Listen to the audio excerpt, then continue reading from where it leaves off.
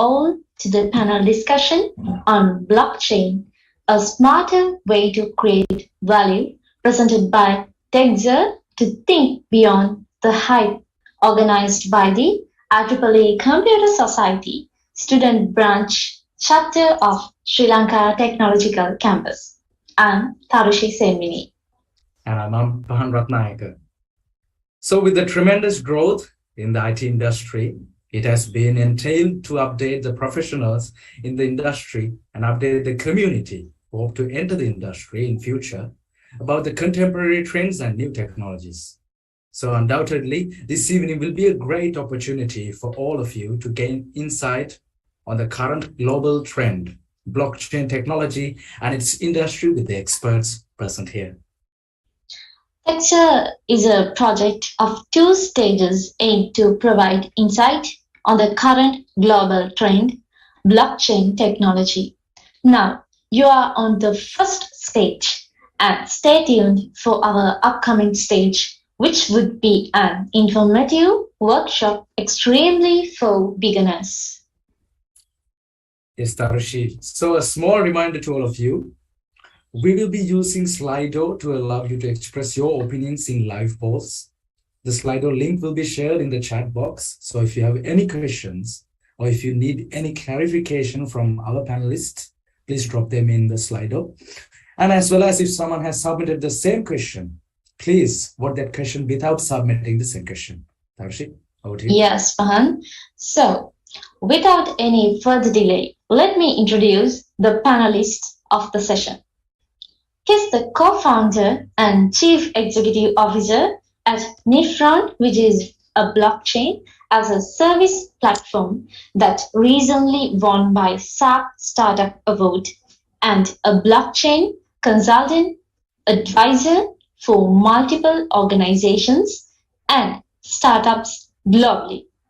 He has 5+ years of experience in decentralized application solution architecture and development, and helps businesses and organizations to build trust through blockchain and become pioneers in their industries.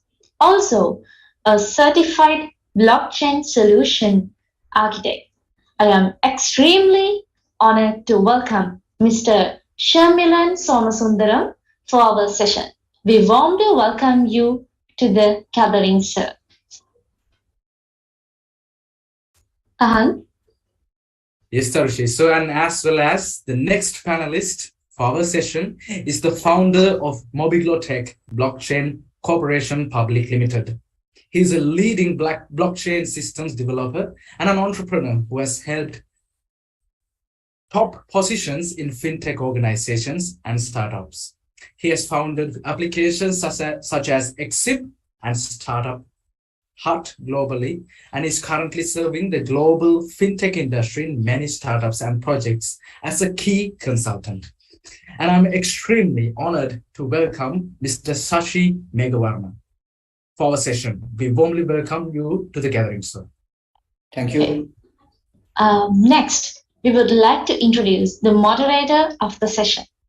He is a full-stack software engineer with experience in developing decentralized blockchain apps. He has around 2 years of experience in the blockchain space.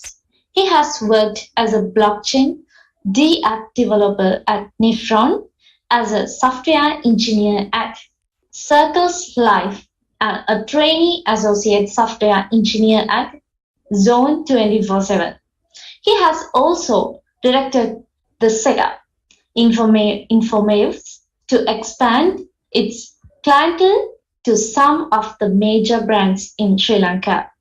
I am extremely honored to welcome Mr. Dinuka Piyadigama for our session. We warmly welcome you to the gathering, sir, and you can continue with the panelists for an insightful session. Right. Thank you, Tarushi, for the warm welcome. So I guess we should get started on what blockchain is to get the participants to allow the participants to have an idea of what we are going to be talking about today. So first of all, I would like Sharmilan sir, who was one of the very first people who I learned blockchain from to give a small idea of what blockchain is, and then maybe Shashi can add on to that. Hi guys, hi everyone, welcome to the session. So blockchain is one of the hot topics and booming markets, and most people, mistaken blockchain. I want to just start it with that. So most people mistaken blockchain as it's Bitcoin or crypto. So I want to clarify that blockchain is a technology and crypto and Bitcoin is one of the use cases on that.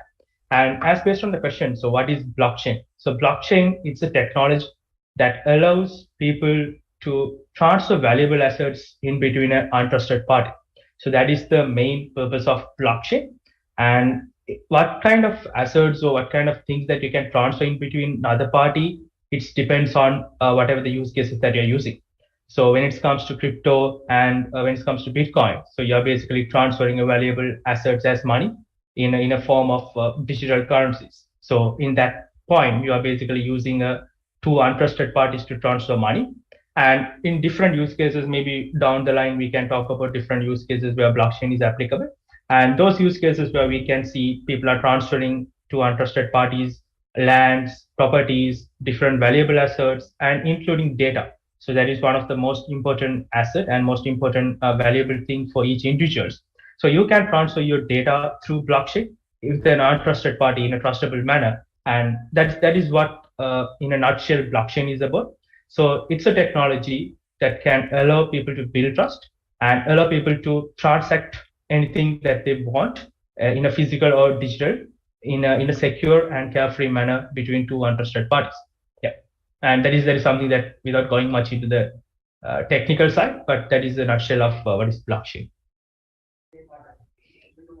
Yeah, so adding something to what Sharmilan said was what I have got my eye into blockchain is some few years back, because I feel it, obviously it is a technology, but I saw some more opportunities as a revolution which comes, because I have seen so many drawbacks in the centralized systems. And when I look into the blockchain, I understand, okay, this technology will will be revolutionary, will change the world in the future. So exactly some if we can remember that what happened to the postal department once the email came, right? So I have seen the same scenario once I see the concept of the blockchain, right? So it's something that you have to learn from yourself at the beginning. Then actually now the world is beginning to get adapted into blockchains and everything. So the governments and operated companies and everything. So I would like that some people, especially uni students, are getting into the blockchain from Sri Lanka. That's a very wide description of what blockchain is. And if I am to sum it up, I've seen one of the memes that Sharmilan has shared. It said blockchain is basically the database that you go and use if you don't trust anyone. Is that a good enough description of a basic idea, to give a basic idea?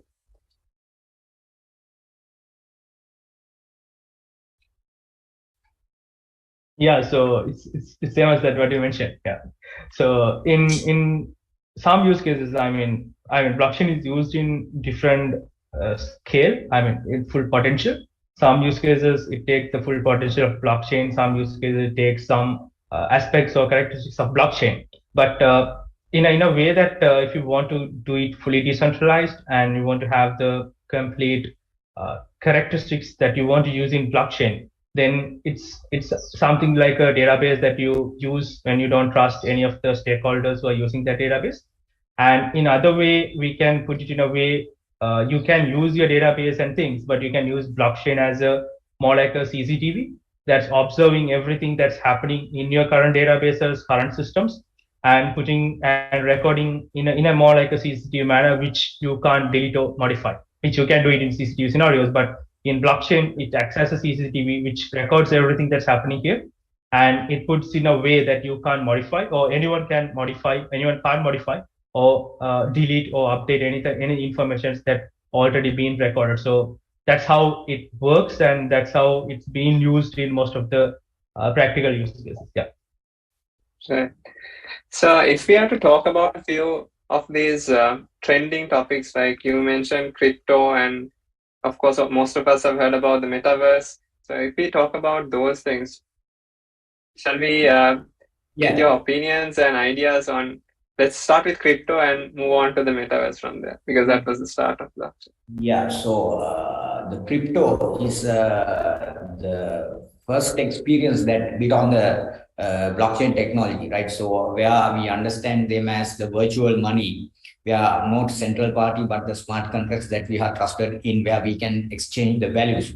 But there are different types of cryptos, like where you can apply it as a utility, where you can apply it as a value, and so many of things, and where you can apply what we call the company shares into it. But the world is actually moving there. The crypto, in my purview, is there to stay, right? So when it comes to the metaverse and Web3, actually, the first of all, when the version 1 of the internet, World Wide Web, was invented in 1991, so we were just only able to deal with static websites. But Web 2.0, like platforms like Facebook, Twitter, and blah, blah, actually, it allowed us to share some data and interact with everyone. But when it comes to metaverse and the next level, it's actually built on blockchain, right? So it's more, how can we say, realistic way, like we call that what we call augmented reality, and the virtual reality and the mixed reality. Those things comes into play. So still we are in the earlier stages of these things, but I'm pretty sure that world will move in there. Right. So Sharmilan sir, would you like to add to that? Especially because Shashi mentioned about smart contracts as well. I guess it would be better to discuss about that. Yeah, so same as what Shashi mentioned. So main point is like it's in very early stage. So even if you take it as a blockchain, I would say it's not a mature technology because it's been introduced in 2008, but it's really started to pick up after Ethereum and things comes in terms of the real world use cases, which is pretty recent. Like 2015, 2016 started to pick up. So we have been like around 7, 8 years being there in using blockchain for real use cases other than the cryptos or a monetary side. So as a blockchain whole, it's pretty new, and all the use cases that are coming on top of blockchain, even it has a very small time span when starting and up to now. So I mean, in terms of crypto, it's one of the use cases that started, and people are using it now in a more different use cases and different ways, but still it's being used majority as an asset. So it's more than a currency or more than a digital money. Most of the people keeping it as asset, and most of the other main use cases, it works as a utility token, which you can use to purchase something, or else you can use that to use a particular service, or you can use that to gain some value access inside a particular platforms. But when things were started to pick up recently, it's from NFTs and Metaverse. So one main reason is NFT started to sell. I mean, there are NFTs sold for like millions of dollars and all. But in my opinion, so I'm not a big fan of NFT artworks. So I don't promote NFT artworks. So I'm not a fan of putting NFT and limiting that only into that particular art space. And specifically, like, I mean, you can go and see like, it's one way it's good because of that, a lot of people get to know that. But in other side, people limit their beliefs and thinking that it's only for a monkey's art, so whatever the artworks that are coming out there, and that is the main use case of NFTs. But it's not that. So actually the potential of NFT is very big. So if you think the potential of blockchain is how big, and when you think, I mean, you won't think that at 2010 or 11, when the cryptos comes, you will be limited on to that particular use case. So it's exactly same that's happening in NFT as well. People are limiting that into the artwork space, but it's a very wide domain, and the true potential is it's yet to come. And already there are countries and already there are organizations that are using that. So even we use that for documentation, tokenizations. You can tokenize how you're tokenizing or how you're creating an NFT as an art. You can do that same for a real estate. You can do that same for a documents. You can do that same for a data. So anything that you want, you can basically tokenize it. And it's a way that we call it as digitization, where we take a physical things and we put it into digital. We call it as digitization. So when you take that anything on physical or digital, when you're putting into blockchain, we basically call it as tokenization. So that is the form where the NFTs and now SFTs, SBTs, different things are coming from that. And in the other side, when it comes to Metaverse, it's highly dependent on NFT. So Metaverse can't operate much of the things when you don't have tokenized items and things. And I would say it's pretty new, but I mean, the scope is very big, but it's pretty new to come to that completely virtual things and all. But people are moving towards that, and there are a lot of, I mean, even a couple of years before, I even participated in one of the Ethereum conferences, which happens in fully virtual, where you can go into Decentraland. You can, it's a virtual NFT based platform where you can directly go in. You can get not a smooth or not a fancy UIs and metaverse feel, but you can get a glimpse of idea that how it will be looks like, where you can attend that conferences in a more virtual and interact with different avatars and different characters. So it's moving towards that, and blockchain, based on my experience, is something that excites you every time. So when new things comes and one thing is fading away, there'll be another new things comes and it picks up the blockchain up, as well as the whole market behind that. So we have to wait and see like how whether it's a fully potential on using metaverse and all. We have to wait and see like how it works. But truly, it has a potential once it's used in a correct way, and if it is used with a full potential in that manner. Yeah. Yeah, exactly. So just adding something what Sharmilan is saying. So this Web3 concept and the upcoming metaverse and everything, it's I feel like it's more about the liberty and the eliminating the censorship, where we have been censored from different agencies or the powerful parties or whoever. Right, so so our data is well secured with the Web3, I think, and we have the digital ownership, and we can decide whatever the data to be shared and what not to, and we are going to interact with each other more realistical way. So those are the things that we can expect in the future with this new technology. Right. So if we break down these trending terms and all that, if we take a basic example, can you try to come up with an example where you can identify a particular problem that's there with normal databases and normal systems, which is addressed by blockchains? I think that will help participants, if they're especially from the computer science background, understand why this is needed. Yeah, especially for the metaverse. So as an example, so we can take it like how can we say that, right? Okay, so let's get our NIC or the passport, right? So if the database get been hacked, right, because it is vulnerable for the what we call hacker attacks, the centralized. But if you are having this data stored in as NFTs in a decentralized way, right, the possibility of getting attacks from the hackers is impossible. Right, I'm not saying it is impossible, but it is very it's not possible. Unrealistic to get hacked. Yeah, right. So, and even the manipulations that we are facing as a country, right? We know how manipulation is going to stuck on people's things, right? So those things that can be eliminated from these things, right? So especially that's why like governments like UAE, government like Estonia, especially, who has done it perfectly, like the efficiency and everything. So yeah, those are the things that we can expect from this. Right. So Sharmilan, sir, would you like to add to that? Yeah, I'll give a couple of examples. So maybe one on political side and one on non-political side, because nowadays we are interested on the other side as well. So one of the examples is like, I mean, as Shashi mentioned, like on the data side and all. So I'll give a couple of my personal experience on how we address some of the things using blockchain. So one of the main thing is on supply chain.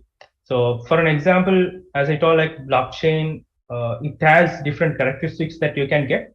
So one of that is privacy, which same as like what Shashi mentioned on people can't access your data, or they can't steal your data if you have it in a properly encrypted and store it on the blockchain. But there are other characteristics which give that ability on immutability and trust and ownership. So there are a lot of other aspects comes on that. So which totally you can apply it on supply chain. So for an example, you want to identify if you're going to the supermarket and you see like even in Sri Lanka, like we have like a couple of different shelves where the organic and normal products will be separated. But you don't have any way that you can prove whether it's an organic apple or not, or organic tomato or not. So just because it's put it under that shelf, and you have to believe what the supermarket is saying. Exactly. So it's put it under that shelf and it's labeled as organic. So you're buying that and you're paying for a premium as well.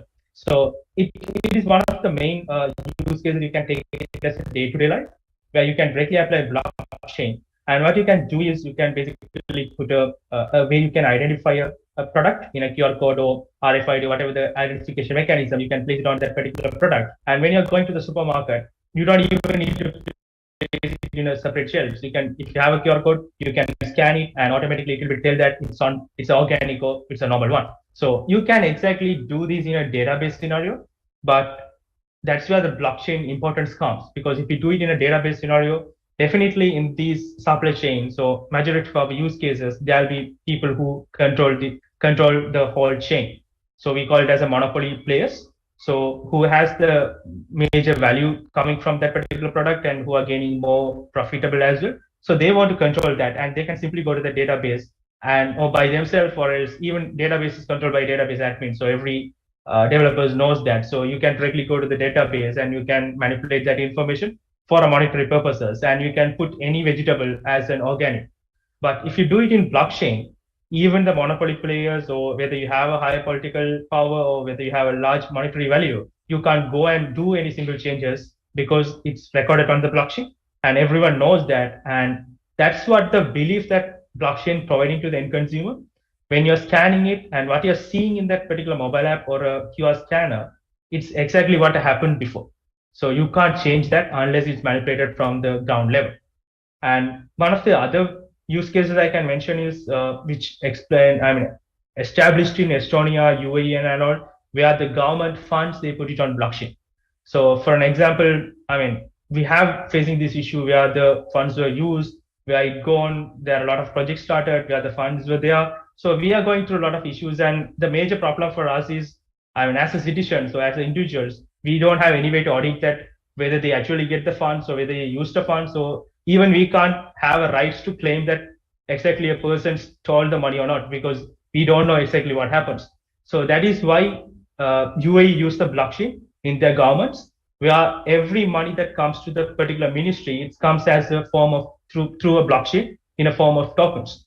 So that ministry holds that fund and they have to transfer that money in the same form through the blockchain for different projects, different parties. So as a citizen, anytime people have the full visibility to check it, how much money came and how much money spent on which kind of a projects, and whether that person use it exactly or else whether there's any manipulations or things happens, because everyone witnessing that. So every person that getting that money or using that money have more responsibility and more accountability, because they know that everyone's watching that. So that's why I mentioned as it's like a CCTV, where it transmitting exactly what's happening, and that provide them more accountability and more responsibility on what they're doing. And they know that if they do something wrong, whether they are in the political power or whatever, they can't go and change anything, and everyone can see that. So these kind of a use cases where it's being used practically, and these are some, couple of use cases. There are like thousands of ways that it can be used to basically build that trust, as I'm again coming to that safe point. Yeah. Right. So now that we've looked at it from the consumer's point of view, shall we take a look at it from the business's point of view? Why, like I've seen Visa and these very big organizations, JP Morgan, they're taking blockchain into their businesses as well. So what do you see as their advantage of bringing in blockchain? I think first of all, why they have done it is the blockchain can solve I think their main pain points. like traceability and what we call getting duplicated, the data duplication, and those sort of things. So that, and other than that, the fact that these big organizations, what I see is like people with ideas, like they can tokenize their ideas, right? Whatever the actions that they as if you have seen the concept called DAOs, decentralized autonomous organizations, like, so where the startups and the investors can deal with a more transparent way, because the investors know how the funds are going to manage in a proper way and how the organization is going to manage. And these organizations are not going to restricted into a sort of a territory boundaries. It can be globalized in a way without the manipulation and with the transparency, and they have the access to the global investors and networks, right, through tokenizations. There are no any other restrictions comes on that, but there are practical issues are there still, because since this is the start of the things, but I'm pretty sure human minds are really good on finding solutions on those things. Yeah, so blockchain for businesses, it works in different ways. So the major, if you see any business that are using blockchain, is basically to provide that value to the B2C. So basically on the end consumer, so what are the values that they can provide, and what are the benefits that they can provide to the end user using blockchain? Because always the businesses, any business that you take, like whether it's a product or a services business or whatever, so end of the day, they are relying on a consumer level, and that is based on individuals. And even if you take governments or non-profit, anywhere they end of the day, it comes to the end users or end consumers or end public. So every time they want to use everywhere they are using blockchain is basically to provide value to that end consumer in a form of trust. Or else if you put, for an example, if it's hospitals or anyone using blockchain, or medical mobile apps using blockchain to put privacy and giving ownership to the user data, where currently the user data are used by hospitals, they are selling that user data on the pharmaceutical companies and research labs. But if you give that ownership to the users, where they can't do it, but the user can monetize their personal health records. So end of the day, if you use blockchain, the beauty of blockchain is it gives all majority of the benefits to the end user as the people. That's the whole concept when Satoshi built that as well. But the other side, where business is also gaining a lot of monetary values by doing these kind of use cases, as well as they are doing a lot of B2B use cases when it comes to banks, insurance, where they are using blockchain to cost cutting. And because if you do transactions on blockchain, or if you put insurance claims on blockchain, you know that it cannot be manipulated, and there's no need for audit as well, because whatever it's happened is already audited through blockchain with the timestamps and everything. So you don't need to do audit, and you don't need to spend times on that. And cross-border transactions, there are a lot of businesses are using that for using cross-border transactions, remittance through blockchain. And I mean, these are the other use cases or other practical ways how businesses are gaining value from that. And apart from that, it's a fancy technology, so why not be on that? So that is also one of the major reasons, because everyone want to have a pie of anything that comes new. So when AI comes, every business wants to get into AI and see. Now blockchain comes, everyone want to have that. And that is one of the reasons or things that I would say, like, a lot of major business companies also getting to that, because they can be on that game. So without that, they'll be lose the game if someone else comes and getting more value through blockchain. True. So as we understand, there are a lot of advantages for consumers as well as businesses. But if we look at this as developers, so what are the opportunities that are out there? And right here in Sri Lanka, what are the new projects that are coming up? Would you all like to explain about your projects as well? I mean, you could.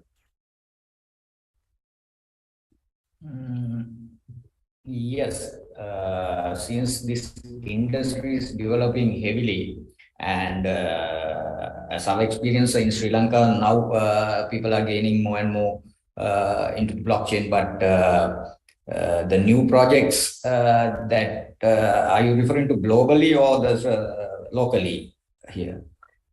first we'll speak about globally, then come down to yeah, globally there are a hell lot of things happening out there because the technology is developing the more faster way than we expect, and there are so many opportunities like the all the countries, even Thailand, UAE, like other developing countries wants to have the tech hubs and everything. So opportunities are there.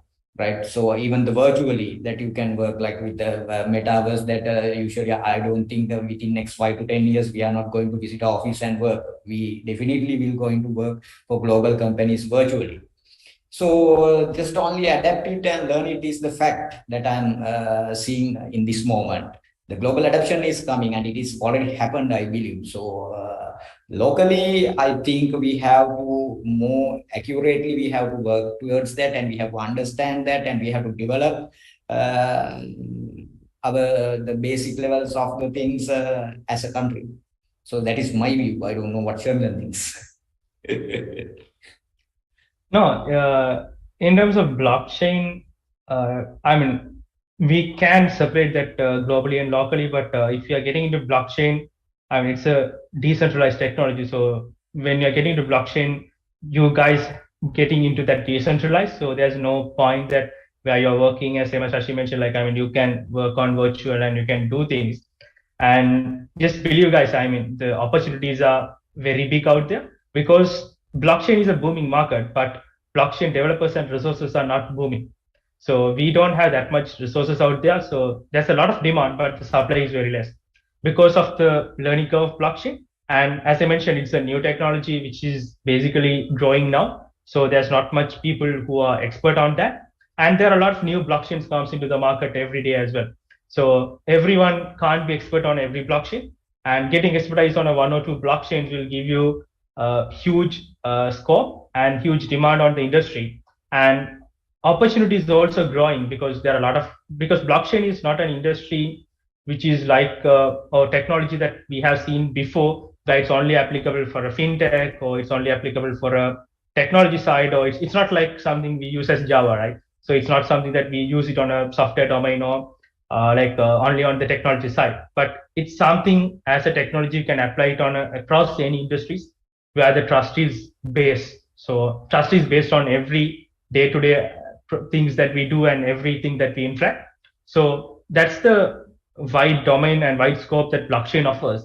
And once you get into that, you have a lot of opportunities and a lot of things waiting out there. And you just need to learn blockchain. So then once you learn blockchain and once you do some pilot projects, you have a lot of hackathons going, because blockchain is something you don't need to pay to learn. So you can learn it freely, and most of the blockchain itself, they pay for you to learn. So you can get into their hackathons, you can get into their initiatives, you can get paid for learning blockchain, and you will get opportunities and contacts that you are meeting through that. So demand is high. So this is the early stage, and this is the right time for you guys to get into blockchain. So in a year or two, you guys will be at least like 2 or 3 years experience on the blockchain domain. Yeah. Right. So let's speak about your experiences and how you all started getting into this industry. I think that will help these newcomers here to understand how they could also shape their careers from this point onwards. Sure. In my point, actually, since actually I'm not coming from a technical background, I'm not a programmer or something. I'm just an entrepreneur who are just looking at the opportunities. So as soon as I saw this value appreciation of cryptocurrencies, so I started learning cryptocurrencies first. So after that only I understand, okay, this underlying technology can do wonders. Right, so Ethereum and so many blockchains came and we read, and after that actually I was looking at people who can support me on that, since I'm not tech. So I know the basics, the architecture of that, but I cannot develop it. So that's why I met good people like Sharmilan also. So we every day had chats, and then I thought I was thinking of, okay, I have to start something of this as a research company. So that's where I started Mobiglotech as a blockchain research company first. Then I saw the opportunities, and I saw the particular thing that I have to focus is the change in the internet. So we started researching on domains, TLDs, and eliminating censorship and everything. So we come up with a lot of ideas, right? So and we move into the other countries, and also we raise funds from the international markets. And I think I get use of the opportunity of the blockchain and crypto in a way that which is going to benefit as a company and as a person also. Right. So just before going to Sharmilan, that's a good example to understand why it's not just for tech people, it's also for the business side of people and so many other people out there. That's why there are a lot of people around the world who are trying to learn this, but in Sri Lanka, it's not that typed up. They are mostly running after only cryptocurrency, not trying to understand what's beneath that and go beyond. So I think Shashi is a good example of why that is also important in the long run. So, Sharmilan sir, would you like to mention how you got started? So my path is completely contrast to Shashi's one. So I was worked as a software engineer, so I was come from the technical background as same as you guys. So when I was started blockchain, the first thing was I would say because I am on the technical side, I didn't get into crypto, maybe luckily or not luckily. So I didn't started with crypto, but I started with Ethereum. So where I learned on the technology side, worked on smart contracts, and learned. That's why I get into blockchain and learned on Ethereum, and then I learned to Bitcoin and how it works and how all the things were working, and then get into the blockchain side, and then learned about cryptos, NFTs, and different things on that. So and I mean, my path is basically worked as a blockchain solution architect for a while and consulted most of the companies locally and globally. And then we started Niftron because we seen as a potential that blockchain can do, and there are a lot of businesses and organizations that are looking to get into blockchain, but they are struggling because it's a new technology. As I mentioned, it don't have a lot of developers as a demand, and it takes like it's costly as well. Like when you're going to the developers and building blockchain, so because as the supply demand issues, so developers charge a lot on that side, and it's a high learning curve. So not everyone can easily learn it. So it takes a bit of a learning curve, especially on those days, because nowadays we have like a lot of resources and things, but back in like 3, 4, 5 years before, like, and there's not even much of online resources. So that's why we started on Niftron and try to help businesses can easily get into blockchain by making the blockchain bit more simple than how it looks in the technical side, and putting them into putting them a product that they can easily use, and getting their businesses and their projects into blockchain and help the end consumers through trust. So that is the path that we took. That I took. Right. So just to go back right to the beginning, what was the reason why you wanted to learn smart contracts and how to program? Yeah. So initially I was getting into blockchain, and I mean anything that you get into new, so you will be basically see like for my side, I want to see like how it works. So I get into like Bitcoin white paper and Ethereum white paper and see like how this technology works. Then how I can build something on that. So when I learned those white papers, I instantly get a spark and instantly get into that, because it's a technology that reinventing the way people trust. Where we have seen a lot of products and a lot of projects reinvent a lot of things that we do. Reinvented the way we buy foods through Uber, reinvented the way we watch movies through Netflix. I mean, reinvented the way we communicate with people. But if you look back, I mean, decades and decades, the trust is something not reinvented, where we always build trust in a long term, and we can't build trust with people instantly. And if you want to build trust instantly, we go with I would say it's artificial trust by using middlemen, so third parties. Like if you want to transfer something, we use banks as a middle person. Or if you want to do property transfers, we use advocates as a middle person to build that artificial trust. But we can't build that instant organic trust with two untrusted parties. So that is what exactly blockchain did, specifically on that time on a crypto market, where I can act as my own bank and I can transfer my money to another person, any part of the world, and I can buy things or use services. That's what really get me into blockchain. And when I started contracts at that time, there's not much resources out there. So we had a couple of YouTube channels and Medium articles. And that's how I also get into. But if you go into blockchain, the community supportive, it's very big. So you can't go into Stack Overflow and see answers or questions for blockchain. You can't find it on that.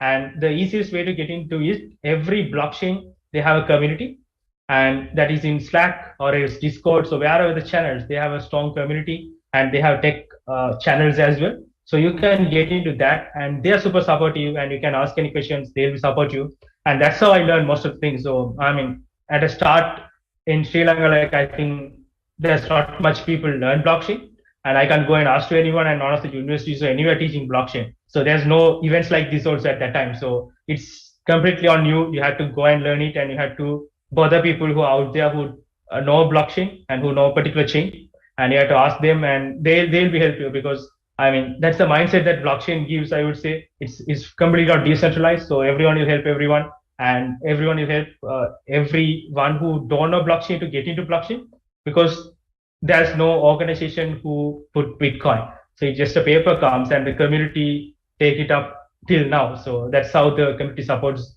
being there on blockchain. And I would still suggest that is the best way to get into blockchain, where you can get into a community, get into a people who support you, and start with projects, and you can learn blockchain through that. Right. So speaking about communities, I saw a question on Slido that someone was asking whether we have a Sri Lankan blockchain community. Would you like to mention about that as well? Yeah. So when I get into blockchain, and I know the struggle of learning blockchain and things. So in 2018, we started a Colombo blockchain meetup community. So which is active for a while, but we are not active for the last like 1 year because of different reasons like COVID and current situations and all. We can't do physical meetups. But before that, we did a lot of physical meetups every month or two, and we did virtual meetups as well. So that is one of the active communities I would say we have in Sri Lanka, where a lot of blockchain developers comes for that meetups, and we interact with that, because back those days, like in 2018, 19, it's been like 30, 40 people. I think Dinuka also comes frequently on that. So we are like 30, 40 people who visit every meetup, and we do it in different places, and we talk. I mean, back in those times when NFT is not popular, we did sessions on NFTs, tokenizations, different things on that. So, I mean, the community is there. We have a lot of people sharing, helping people. And I also like, there are a lot of Facebook groups also. We have like Blockchain Made Simple, which under the Niftron, we do it, which we train people on that as well. So there are a lot of channels, and there are a lot of communities. And we do, as a Sri Lankan blockchain community, all the companies like Mobiglotech, 𝙬𝚉𝚘, which is another supply chain company, and Niftron. So a lot of companies join together, and we conduct yearly blockchain summits as well, Colombo Blockchain Summit. So these are the ways that you can get into that and get into the communities. Right. So just to mention about those community meetups, if I speak about how I got started, I also knew that blockchain was an upcoming disruptive technology.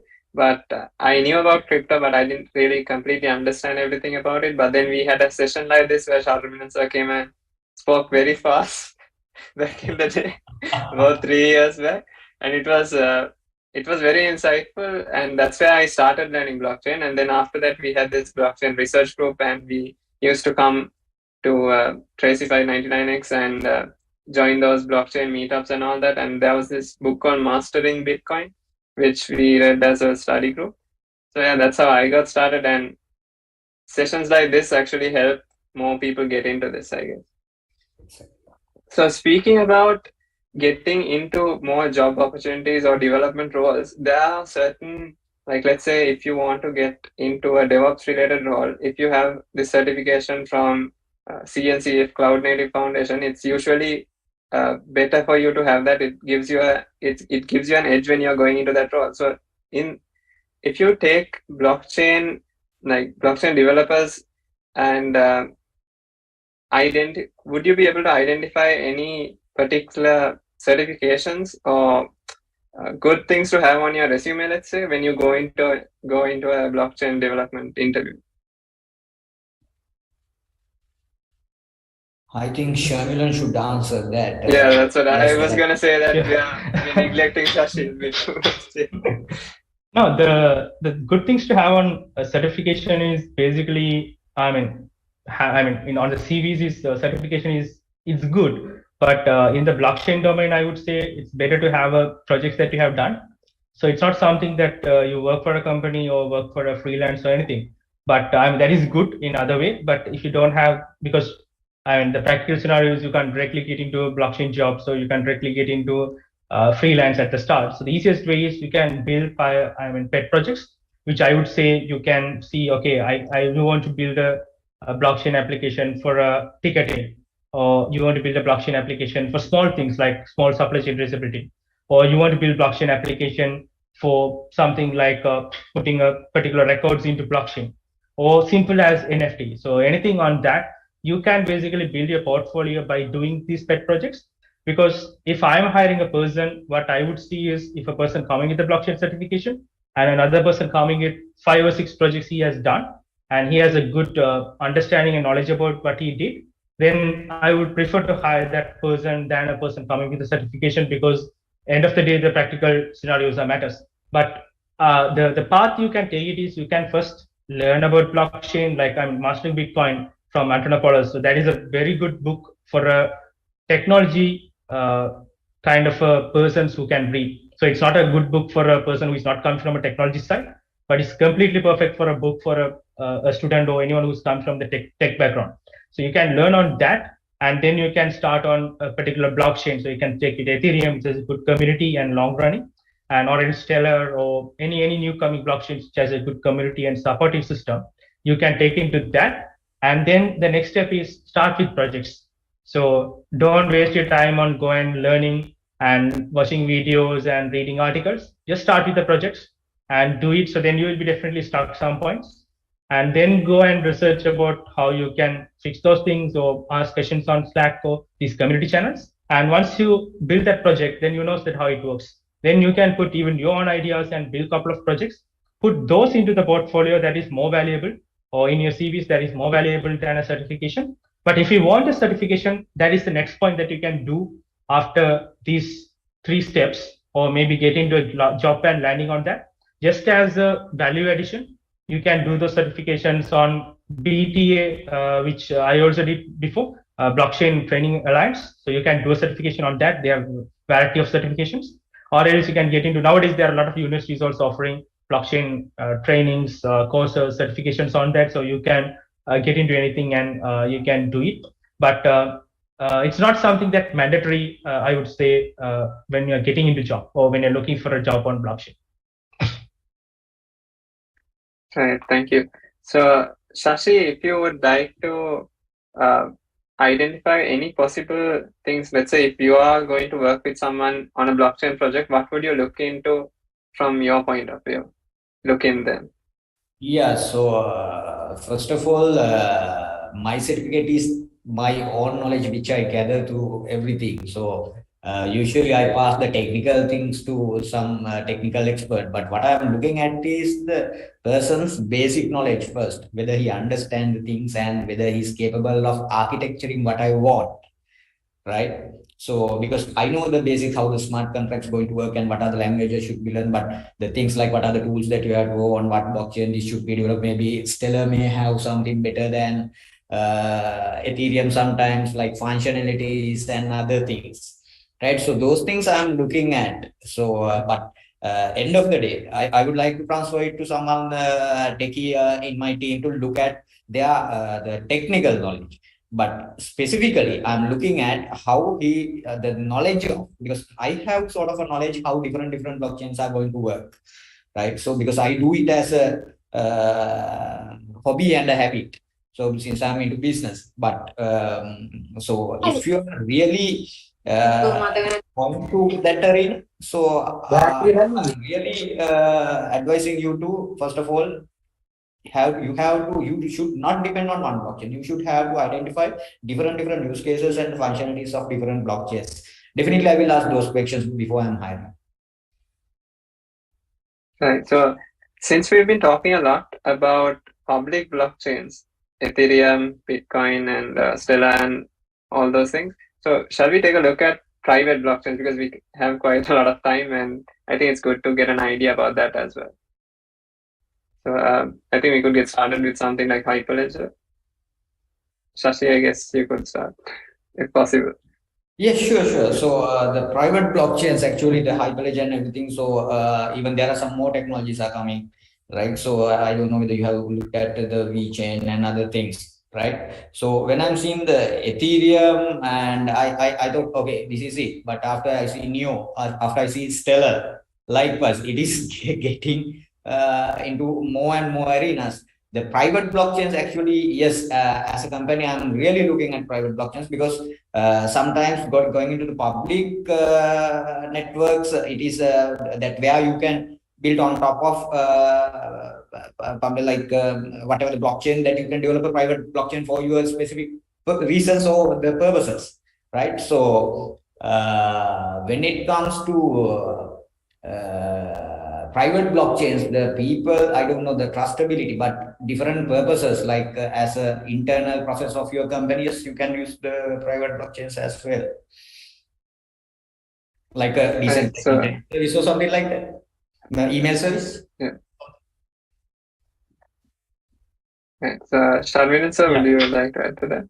Yeah, it's kind of a debatable topic. So we had like a lot of debates on a lot of times as well, like with a lot of sessions.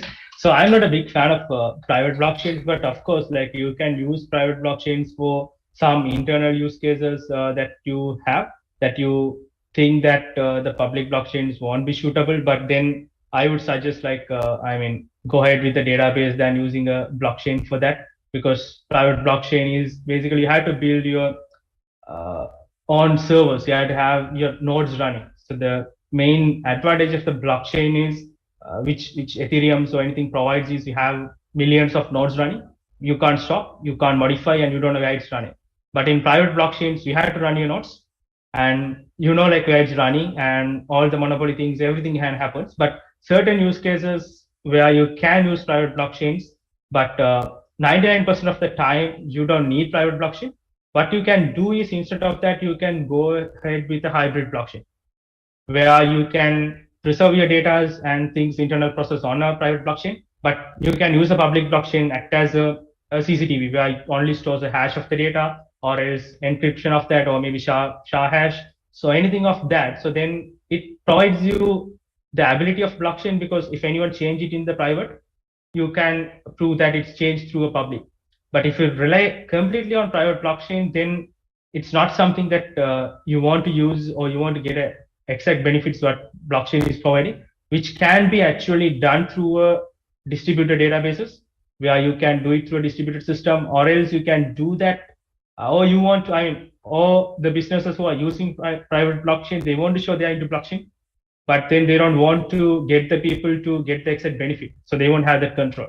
So if any banks using private blockchain, I would say they want to know how much money you have, and they want to know every transaction that's happening. They want to witness that, and they want to have that control. Any central bank that putting or saying that they are into blockchain by putting a private blockchain, that's what exactly they want.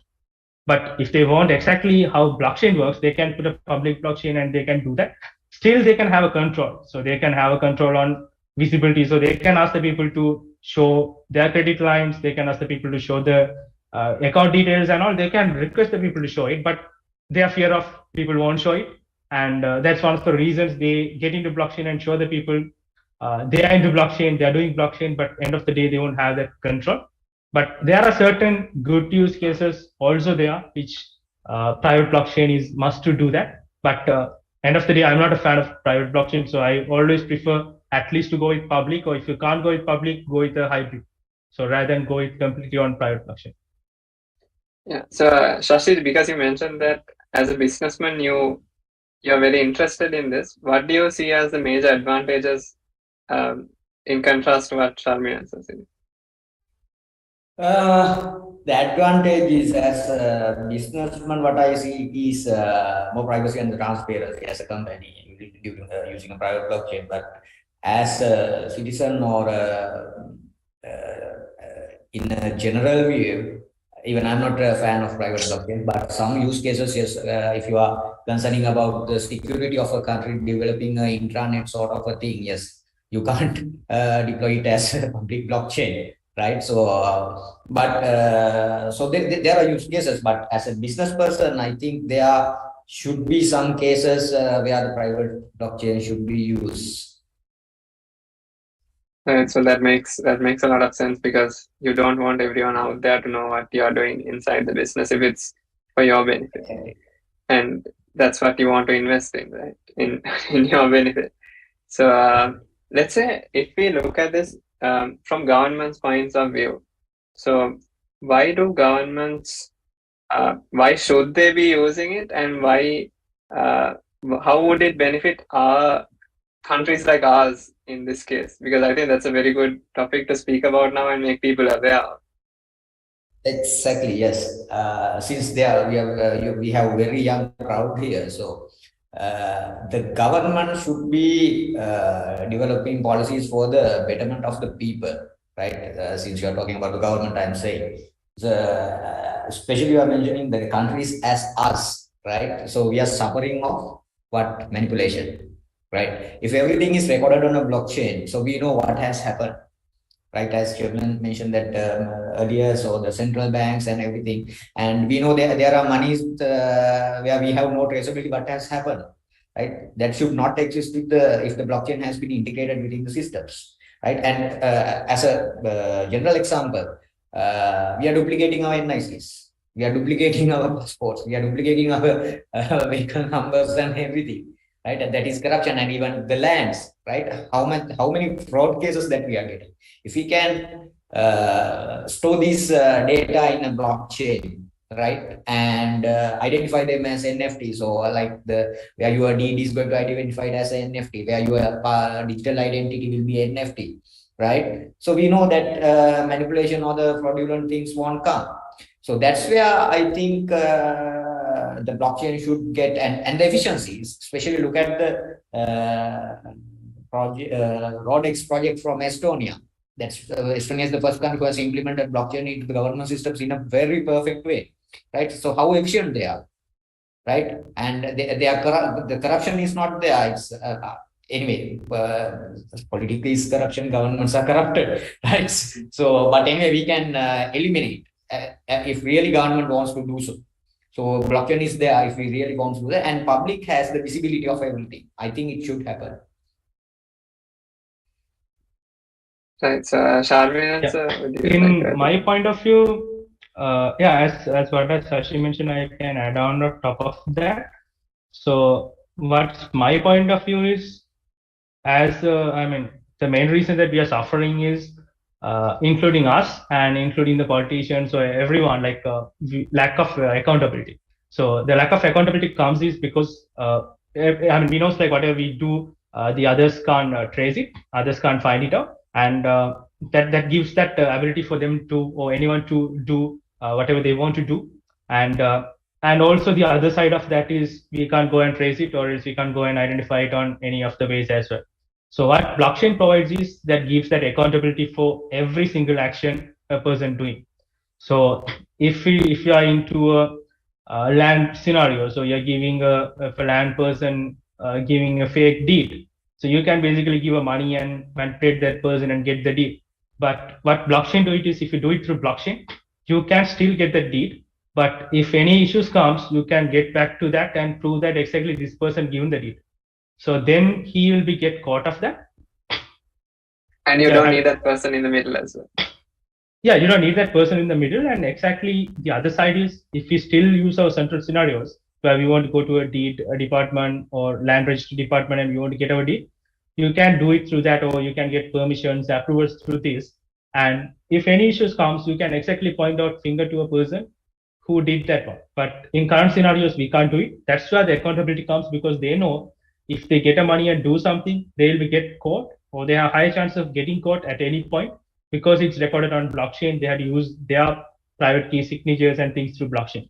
So that is the main aspect that it gives. It's not only gives that accountability or things for the politician level or the managerial level, but it gives for every in that pipeline or in that supply chain.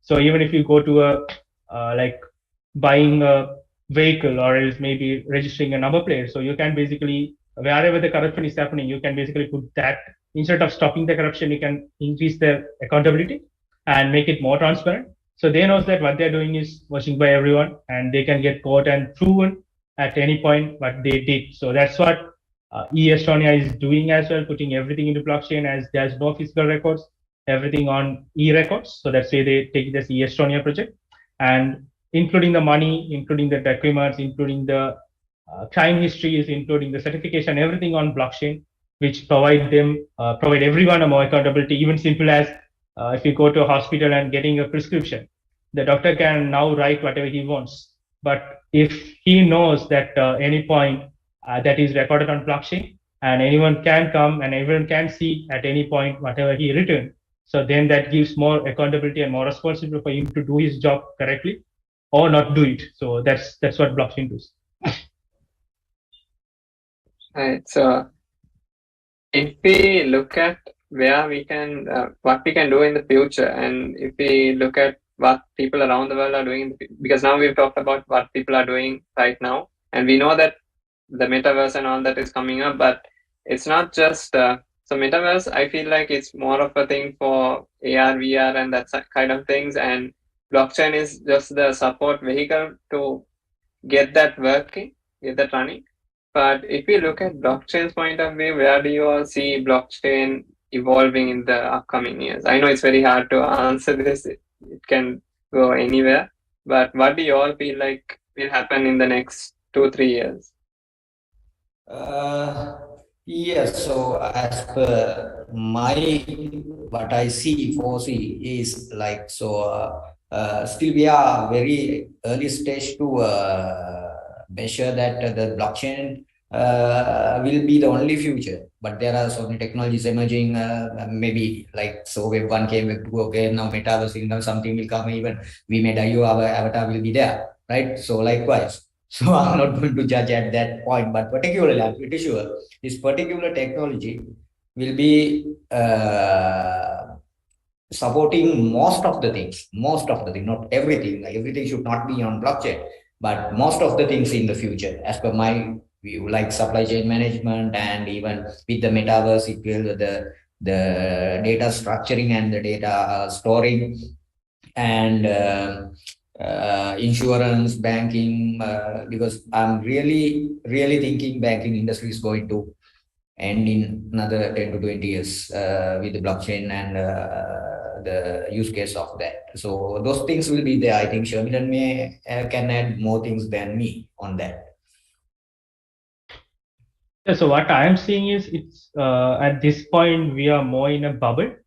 So it's same as what people call, maybe I'm not witness that, I'm kid at that time when the .com bubble happens. So it's same as a bubble, because it's a bubble. Everyone wants to get into blockchain.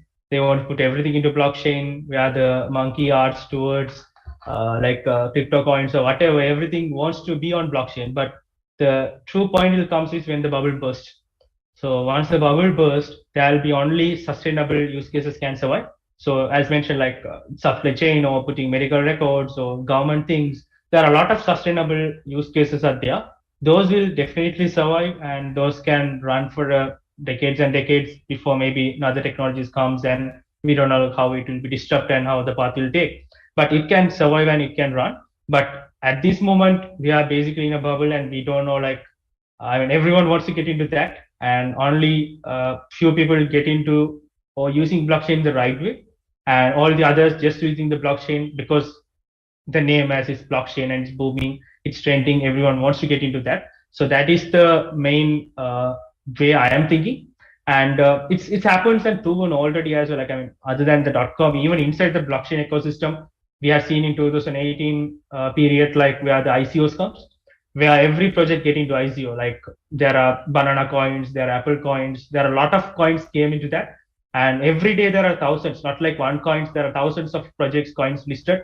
People are buying everything, they're going crazy. But then once that bubble bursts, now we can see only sustainable coins are coming, and people are more aware what to invest and what are the good coins and what are the good projects and all. So similar like that, there's a NFT bubble comes, and people knows what are the valuable NFTs and what are the good tokenization things that they can tokenize. So similar like that for the blockchain use case also, the LB bubble comes and people will get to know like what is that. So that is the next major thing I would say in the blockchain pathway or the roadmap. Okay, so since you mentioned about this crypto ICO bubbles, so ICOs is initial coin offerings where new coins are introduced and people are pushed to buy those from social media tactics and all that without having proper base projects. They are trying to push people to buy those coins. So I know that Shashi has a lot of experience with trading, and the registrants have also asked about crypto trading. So what would you tell about crypto trading? About the past, the present, and the future? Yes, so as Sharmilan says, ICO bubble, we have seen it already. Now there are a hell lot of regulation schemes for ICOs, like and STOs, right? So when you're considering the crypto trading or investing on crypto related things, my advice is it's a volatile market. Don't invest what you cannot afford. First thing. And I want to add, like there are so many pyramid schemes are going out there. Right, so our people think the crypto is something like where you have to put some you money. put money and make money out of it. Yeah, so those things, just be aware of those things. Right, that is going to, because what has happened is this, all the pyramid people, they have applied crypto as the mode of payment. The system has not changed, right? So that is because of the people don't know what is crypto trading, right? If you cannot hold, or if you don't know how to stake things, and what are the stable coins, and how the stable coins gaining value, how the crypto coins are gaining values. And before you invest, you have to look at what particular backers are there, like who are the key opinion leaders and how the team has that. So there's a hell lot of things you have to evaluate before you invest on cryptos, specifically in a particular crypto project. Just looking at, okay, here it is going up and I'm going to put some money, then I think you are done with that.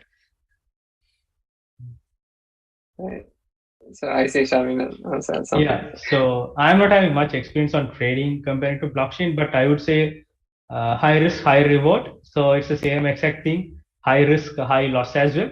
So if you're looking for high reward, you are expecting on the other side high loss as well. So one thing, as Shashi mentioned, is invest something that you're okay to lose. So don't invest like if you don't know. I mean, specifically if you're 100% sure, if you read the markets, if you read the charts, you've done the proper due diligence and all, and you know that okay, this is completely on that, then go and invest whatever you want and on the coins. But at the starting points, when you're learning and when you're new to that, don't put blindly on that, because it's not something like a magic or raffle draw where you can just put it and expect like something will comes back. So you have to put it on the right thing, otherwise you don't know when to take it out and when to put in as well. So there are a lot of it's not like something rocket science as well at the same time. So you can learn it, but you have to be patient, and patience is must. You have to be patient on that. You have to learn properly. Then you can go and do it.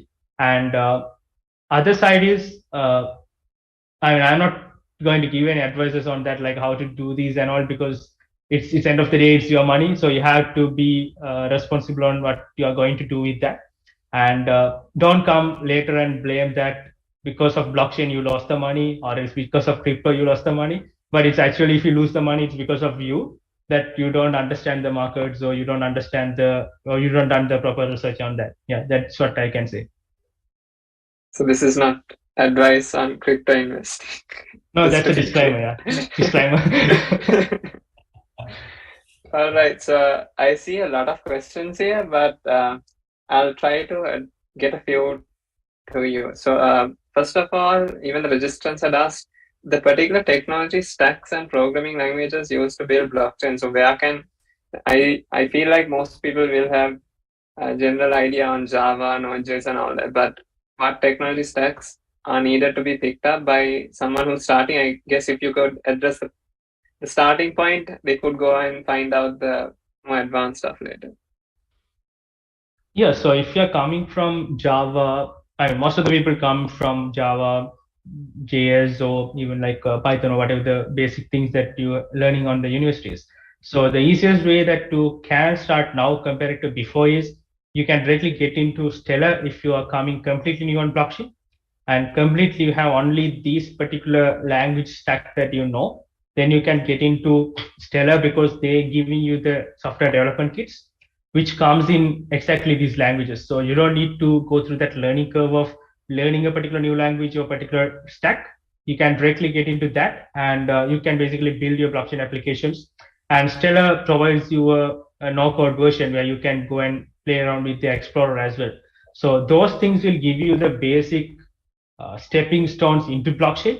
And once you get that, then once you have the complete understanding about blockchain and how it works and how you can build that particular products, then you have that motivation to learn other languages. So that point you can basically go into Stellar, Ethereum, where you can learn Solidity, which is a completely new language, and you can get into that. And later you can get into Solana or whatever. It all has their own particular languages. And only the advantage, if you are completely new and you want to instantly start into blockchain, I would suggest Stellar because you have the freedom of getting into that because you don't need to stuck on learning curve. And it's not mean that Stellar is okay for every blockchain projects that you do, but each blockchain mostly supporting or mostly suitable for certain use cases. But at the starting level, you don't need to worry about like which blockchain you're using for which use cases. So you can just get into blockchain, learn that, and then you can basically learn other blockchains out there, and you can start your career on that. Right. So just to add to that, I would suggest learning Golang as well if you can, because a lot of projects use Golang, and it's not just for the blockchain space. Even if you take cloud or like the good projects out there, the distributed systems projects out there, they use Golang in most of them. So I would suggest that as well. If you can pick that up, it will be really beneficial, not just for blockchain. Then, so there was a question asking, what are the job opportunities for web developers in the area of blockchain? So, from the top of my mind, I'm thinking just NFT marketplaces. What else do you have to suggest? Yeah, end of the day, whatever things that we build, so whether it's a supply chain or whatever, so there should be a web app or a mobile app attached to that. So without that, none of the blockchain use cases can work, whether it's exchanges or else NFT marketplaces, whatever. But the thing is, you can't be a traditional web developer mindset to build or mobile developer mindset to build blockchain applications. So you need to completely have at least have a complete understanding about blockchain and what it provides and what it provides for that particular use case. Then only you can architect and you can design that particular web page that's suitable for that. Because for an example, I would say if you take even an NFT marketplace, if you take it, most of the actions and things will be happens if it's properly built as a decentralized, it happens on the client side, where it happens on your mobile app or only a web app, where every triggers, like for an example, if you're minting an NFT, where the information may be filled in the form, but before it goes to the server or before it's recorded on the database, it's packaged as a transaction from the client side and directly communicate with the blockchain. And that's where the decentralization comes, because if you send that particular information into server, then can be manipulated and can be modified in the database or in the server side codings and all. So that kind of a mindset that you need to have when you are getting into blockchain as a web developer. And once you have that mindset, and that mindset will comes when you know like how blockchain works and what is the benefit that the other side of the blockchain developer or that project looking from the client side. So once you get that, you have a huge niche in the market to go and work as a blockchain web developer or else web developer for a blockchain applications or mobile developer for a blockchain applications, because you are the interface as well as in blockchain architecture. There's no server side. So most of the times major logics are happening on the smart contract and there's no major things happening on the server side. And most of the times if you do it properly, there won't be any database. Only you will have a carbon copy as a database, but most of the things will be stored on blockchain. So the main pillar is the UI and the front end. So whatever you do on that particular web app or the mobile app is what communicating with everywhere. So that plays a huge role, and that's what you need to have that as a mindset and the ability to get in and working as a mobile or web app developer. So I think it's good to look into things like MetaMask integrations and stuff like that, right? Everything on that. So it's everything happens on the client side, and even without wallets, external wallets, like even if you want to send a transaction. So the ideal way is sending it from the client side, because if it goes certain use cases, I mean, like supply chain or health records or whatever, if it goes to the server side, then there's no point that you're having a blockchain. So that's the path we had to take on that. Right. So, Shashi, would you like to add anything to that? Shall we move to the next? I will move on to the next question, I believe. Right. Yeah, so I couldn't help but laugh because there's a question asking, could you please tell how to find a good coin or token to invest in crypto exchanges, any websites to get details or predictions? Yeah. Shashi can suggest. What would you two do? What would you two do if you had this question?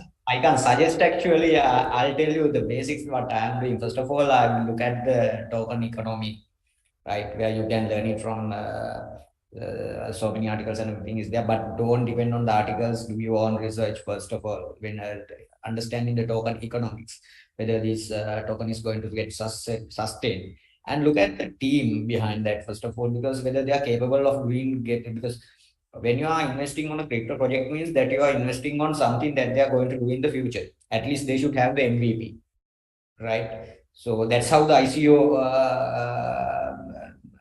bomb blasted, right? People comes up with the white papers and raising money and vanishing, right? So, and look at who are the venture capital firms who are get backed up with them, and what are the launch pads or because usually now these days tokens are coming with a launch pad or an IEO, initial exchange offer. So what is the exchange? Because if you cannot do this due diligence, maybe that launch pad has done that, or maybe that particular exchange has done that. So after that only I'm looking at whether this business, the particular idea is going to help the things, whether there are similar projects and what is the competitors doing and how they are come up with the because what is their competitor analysis and why they are different, whether it has a real use case and why blockchain. And some projects are coming, there's no use of putting blockchain on that, just a coin, issuing a coin likewise. So those are the basics which I look at basically. So but it's a wide area, so I can't suggest you. These are the things that I am doing. Yeah, I think Shashi covered most of the things. So it's same as it's completely on the research and the due diligence that you do. So if there are coin comes, what I would do is it's exactly same. So I'll be go and check on their website. I'll be see who are the people on that. Maybe if I know someone who is in the domain who is there, then maybe I will check with them personally. Or else if I know this person is there, and I'll be going checking their Twitter whether they are posting about it or it's just a scam. So those kind of a basic things, and then you can next level you can go and do their white paper and token economics, how it works, whether it's sustainable and whether they have a good if it's a utility, whether they have a good utility models and utility mechanisms on that. So lot of those things will be there. So you have to do those basic things, and then once you've done that, then those will basically cover up around 50% where you can trust on that particular coin and you can invest on that. So rest 50 is purely on how they execute, which we can't prove at the start. So you can, it's same as how we are investing on a startup or is investing on a stock exchange or whatever. So there are a lot of different aspects can affect on that, and including the market, including Elon Musk putting a tweet or like Vitalik putting a tweet. So everything can affect on that. So it's that rest of the 50% is about how they execute. So that you have to wait and see. But this is how I'll be decide on putting it. And in terms of the trading, when you're doing which one to pick and all, so it's based on the market, which coin is performing on that particular day, or else which coin charts are looking good on that particular season. Then you can basically go and do a day trading or weekly trading or whatever. But end of the day, like if you ask on the trading, I'm not doing trading, but the only advice I learned is, I mean, no one knows how to do trading properly. So in the world, no one knows how to do trading properly, or no one knows what is the exact way to do trading to get profit. But all the good traders knows how not to do. So they learn how not to do is by losing the money, and they knows what are the ways if they do, it's not suitable to make them profit.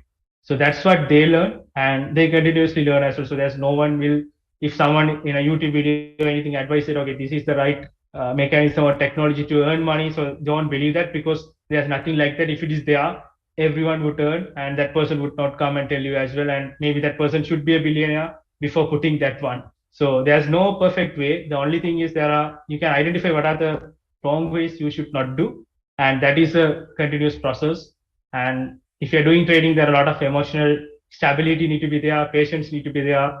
You should be not on emotional side, and you have to be a bit more on chart driven and based on the market driven decisions, and rather than emotional decisions you can make. Now, that's what I would say. So hope you didn't suggest any points.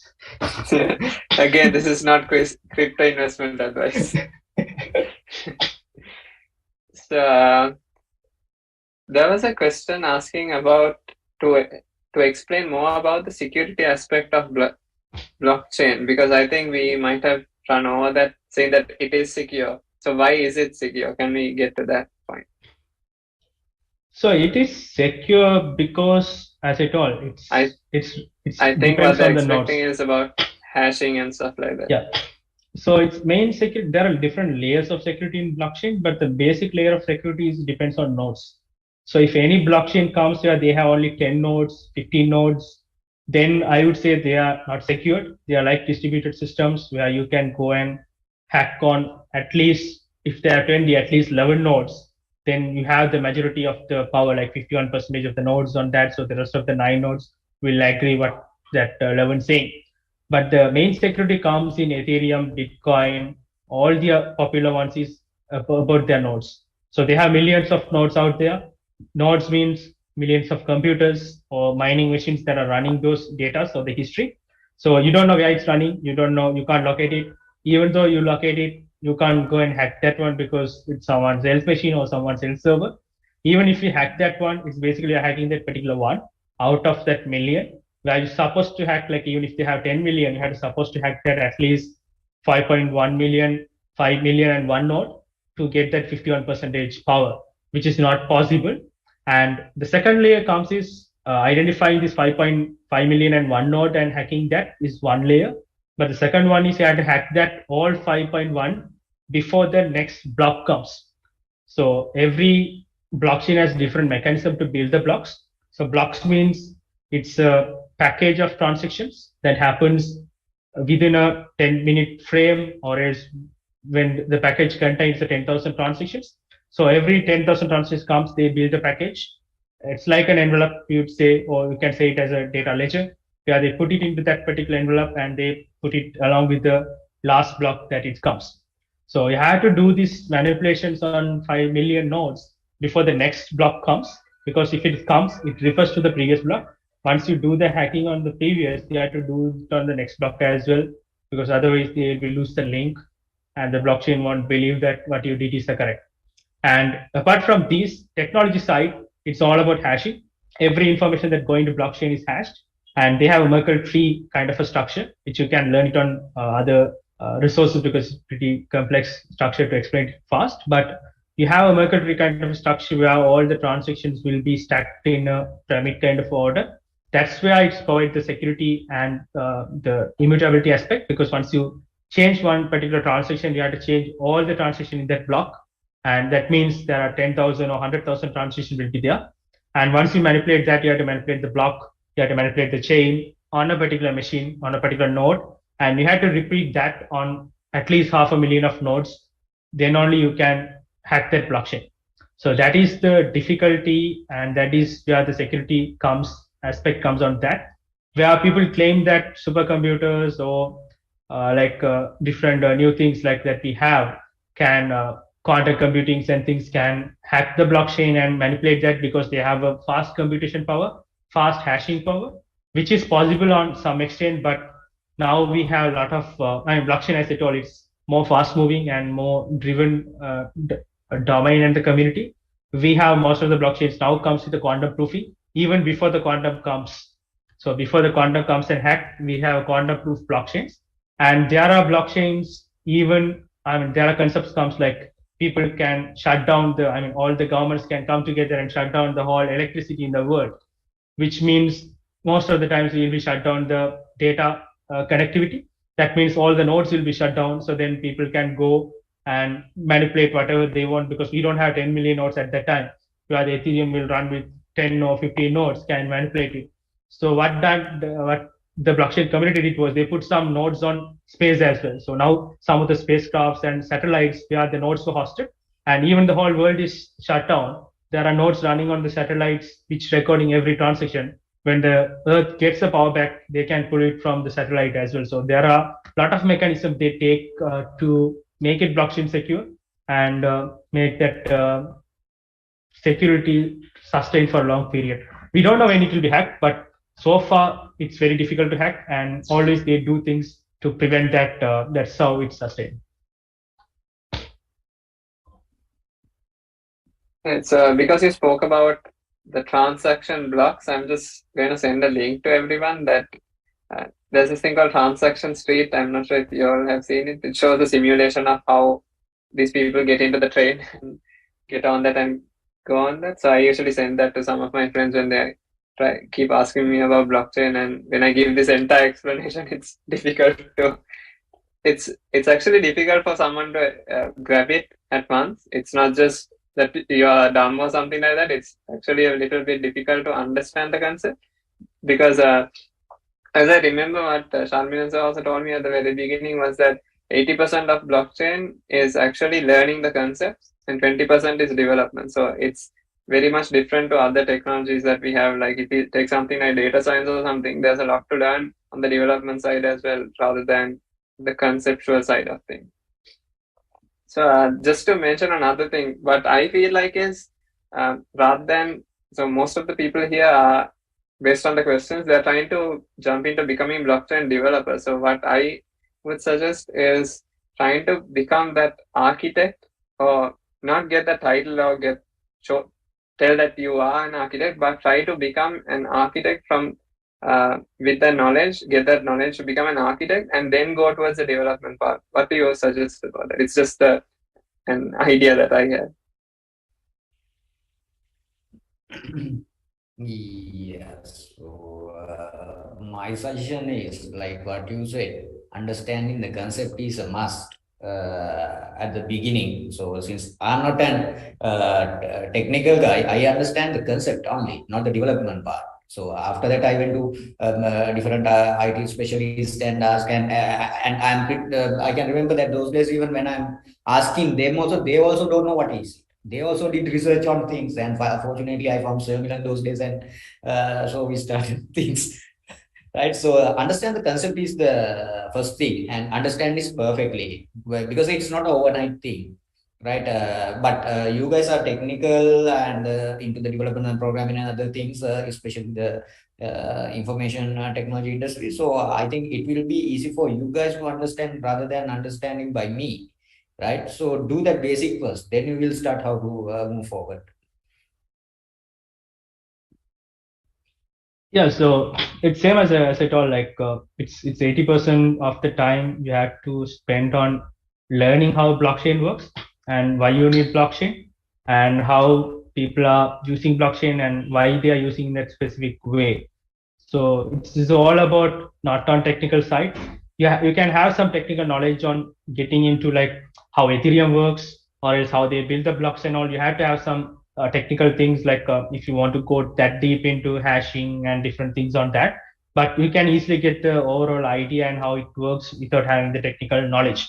So that is the most important thing. So that will give you the seed, that will plant the seed in you, that how blockchain works and all. Then you can basically grow that by learning on the technical side, and that 20% implementation is very simple, because I mean, there's not much difficulty on building contracts, so there's not much difficulty it's mostly in the documentation, right? If you know, you can. Yeah, it's mostly on the documentation, and there are resources like 𝚤𝚤𝚗𝚗 and all. We have like for the smart contracts where you can just copy paste it and you can just do the modification on. But what to copy paste and where to do modifications and what use case you are going to apply that is where the difficulty comes, because blockchain is one small component, I would say, but how you build that whole architecture. So how your mobile app connect with that blockchain, how you are storing the data, where you are storing the data, how you are going to retrieve the data, and what data to store on blockchain, what not to store, and why you store that, what to tokenize. So that particular overall architecture is what must, and blockchain is just a small part that you can learn how to do. So that's why I told like even at start, like focus on learning into blockchain and get that concept first correctly, because then you can go and apply on, like when you're building that, you can apply on whatever the things that you want. And easiest way is again start with a project. That is a must, because that will give you the overall idea. So once you build a project, whether it's an NFT marketplace or whether it's a small supply chain or whether it's a blockchain ticketing or whatever, once you start with that particular project, you have to build the UI, you have to build the blockchain, you have to build the connections, you have to build the transaction models, wallet integration, so whatever. You are basically working as an architect in that. So you know the every aspect of that, because once you don't have that clarity and you only know how to build smart contract, then it's pretty difficult for you, even if you come into the industry, because you don't know why you're building that smart contract and you don't know like how to build that one, because you have to know how it used in front end, how it used in the mobile app, how it's used in the web app. Then only you can build it and you can build that perfect connections and all, because it's in other way, it's not only technology, it's more on, you have to concern about security when you're doing blockchain. You have to concern about cost effectiveness, finance side. So a lot of things you have to do, because every transaction that you make on blockchain, you're paying for blockchain. And some blockchains will charge very less, where you can do 400,000, 500,000 transactions for $1. But some blockchains you have to pay like blockchain like Ethereum, you have to pay like sometimes 50, 70 Ethereums for even minting an NFT. So it depends on that. So a lot of parameters were there, but you will be learned the whole package once you build a whole project on it. So until that, you can't get the whole idea of that. Right. So, like you've been saying, so if you get into even a blockchain job, they will most likely tell you what they want, not how to do it. So you need to be able to bridge that. That's the main concern that you need to be aware about. So then there's another question by, I think, a cybersecurity undergraduate. What are the chances in blockchain technology for cybersecurity undergraduates? And what's the path? So the path is kind of similar, I guess, but what are the chances out there?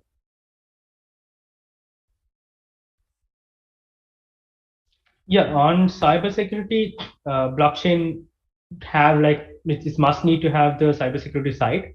So if you take blockchain specifically comes on the application security side itself, because once you're doing these transactions, you have to do it properly without getting into the troubles of DDoS attacks or people are hacking in the middle sites and all when the transaction is going. There are a lot of cybersecurity involvements on that. And the main things comes is you have to get into the understanding of how smart contracts works and how smart contracts can be more efficient and more hack free. So then you can become a cybersecurity expert on the blockchain side or smart contract auditor, where you can basically do the smart contract audits, smart contract security checks, and you can give audit reports, security reports on that side. And on the application levels also, it's same as how the normal security things works, but you can bit of learning on the blockchain concept, because it's applicable for any domain, like whether you're coming as a BA or whether you're coming as a security side, or whether you're coming as a QA, or whether you're coming as a developer. Anyone into that blockchain project need to have an understanding about blockchain and need to know like how the whole system works. Then only you can do anything on the blockchain side. Because if you don't know like how it becomes that immutability or how it's transacting that, or why it's important to send it to the blockchain rather than sending through the server and sending from there to blockchain, that whole aspect, if you don't know, it will be like sometimes we're coming new, it will be like completely a mess and you won't understand it. So that's what I would say, anyone I train or else anyone I work with, you have to completely keep your Web 2.0 mindset off, and you have to build your Web 3.0 mindset where you have to think everything as decentralized. Then only you can completely work on blockchain. So building that mindset is what takes that 80% of the time to get into that mindset and get into that understanding. Then you can do the technical things, which, and every one of you are experts on that. Right, and to be honest, when you get into that mindset, it's very difficult to switch that off and go back into the. That's why most of the people who get into blockchain stuck with that. So there's another question: is data structures and algorithm knowledge a must have to get into blockchain development jobs? So I think this is because most of the big tech companies out there, even the big companies in Sri Lanka, they ask for data science, data structures, and algorithm knowledge. So what do you think about that in terms of blockchain development? If I get into blockchain development, I would say there's no prerequisites. So you have only thing is you need to have a programming knowledge, because without that you can't become the blockchain developer, because end of the day you're doing the coding, whether it's in the front end or the blockchain side. That is one of the things that you need to know if you're coming into the development side, other than the BA side or QA side, different roles. But data structures and algorithms, that anyway, like you need to, it's a good skill set that you can have, because that's basically give you that analytical skill for any job that you play. So anything that you do on like programming, if you know the data structures, you know the algorithms, then you can basically do it in a more efficient and more like more less code and less effort, and you can do it in a more efficient way than someone who don't know that. So that is why everyone look into that. And in blockchain, it's not mandatory to have it, but as I told, it's better to have that one. Right. So sorry, I got lost in the questions here. I hope you answered the question. So there's another question, a very good question actually. Ethereum is considered as the second largest blockchain project in the world, or I guess it will, even because of the value it has, it should be the best project in a few years' time with all the investments going in. So in this mid-September, there is an event called the Merge. Can you explain why blockchain systems need forks, and maybe a little bit about the Merge as well? I guess Shashi could jump in now because he's been idling for a while.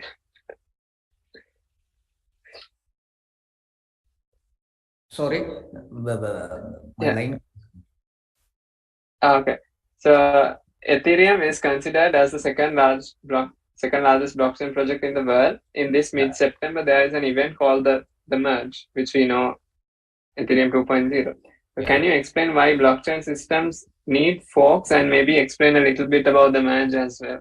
Yes, so the forks, it's very important, because initial levels we cannot identify everything, right? So when you're developing a blockchain, right, that's why the forks are coming, because when they find out, okay, this enhancement should be done, and they can do some different things using the forks and everything. So that's where the forks exist. But Ethereum, I think they were talking about the Casper and everything for years, and there are good and bads on it, and we'll wait and see what is going to happen.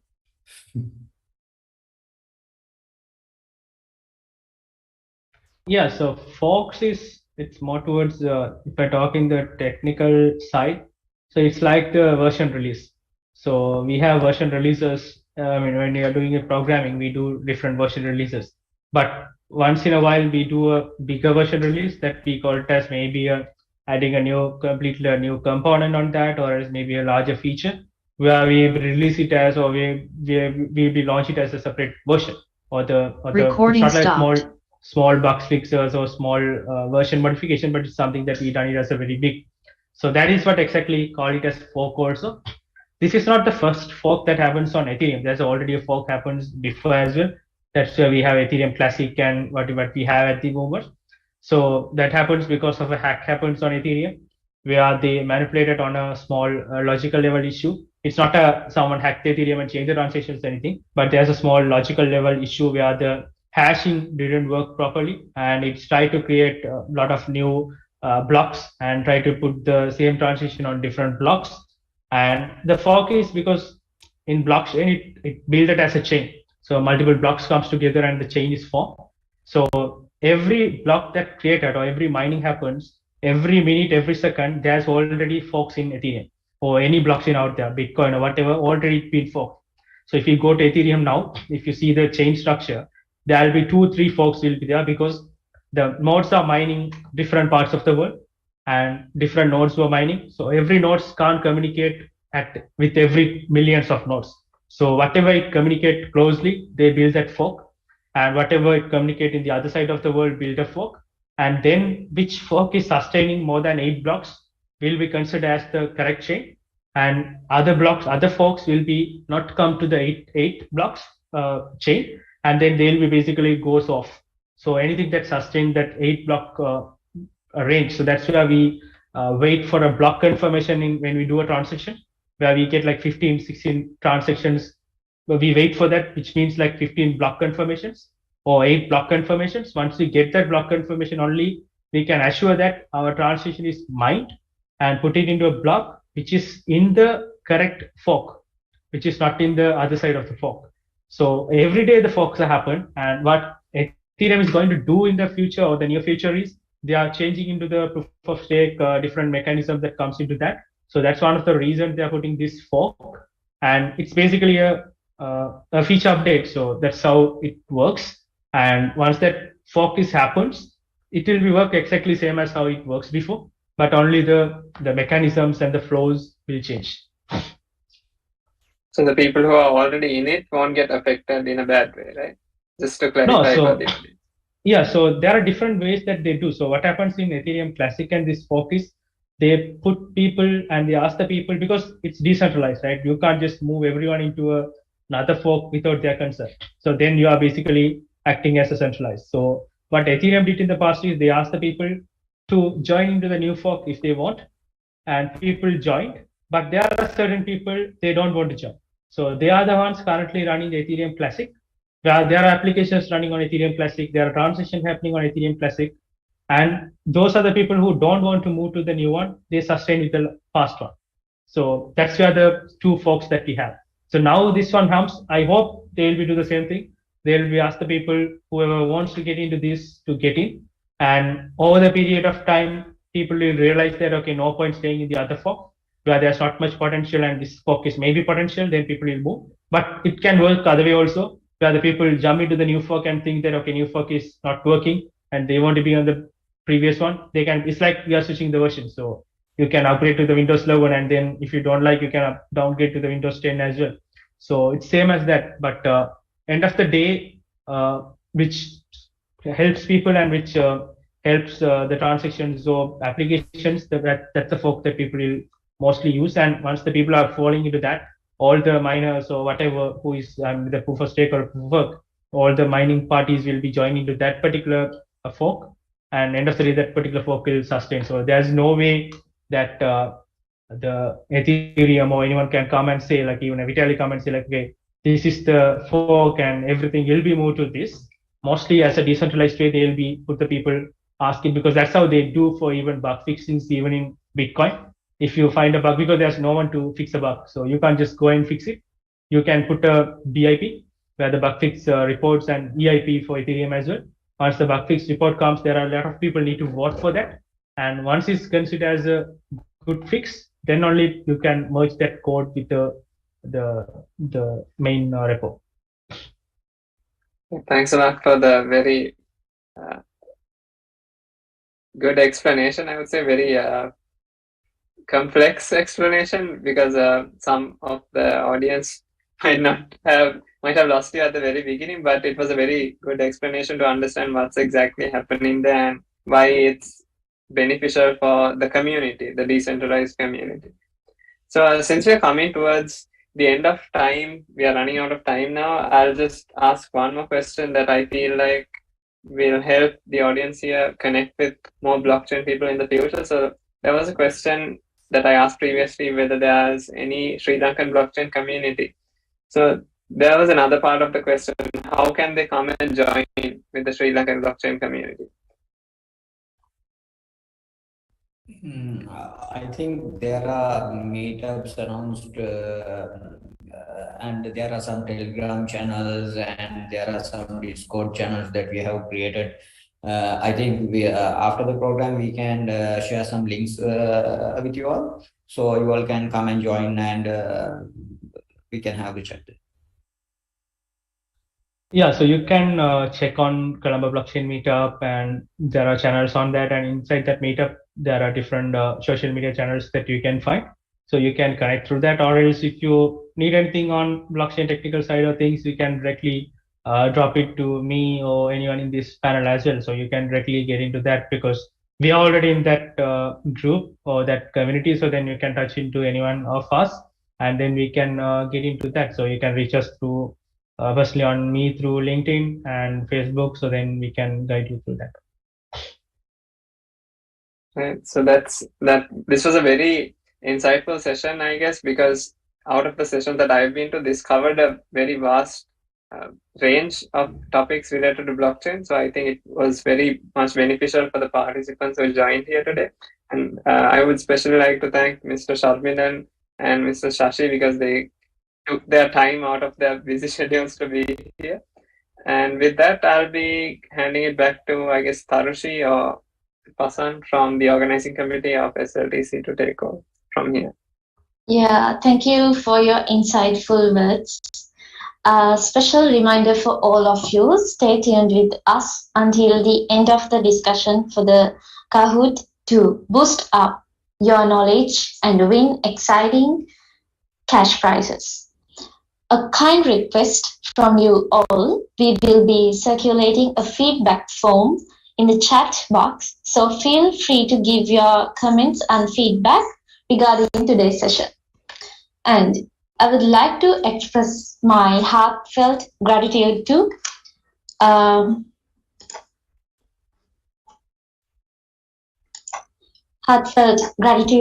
Mr. Sharmilan Somasundaram for accepting our honorable invitation. Please accept this digital token of appreciation. And I would like to express my heartfelt gratitude to Mr. Shashi Meghawarna for accepting our honorable invitation. Please accept this digital token of appreciation. And finally, I would like to express my heartfelt gratitude to Mr. Dinuka Piyadigama for accepting our honorable invitation. Please accept this digital token of appreciation. Thank you all once again. Thank you guys. Thanks for inviting us and hope you guys learned a lot. So thank you. Yeah. Thank you so much. Thank you. And I hope to see some more blockchain developers in next few years. Thank you. Okay. Now I invite all our participants to switch on your camera to take a quick photo.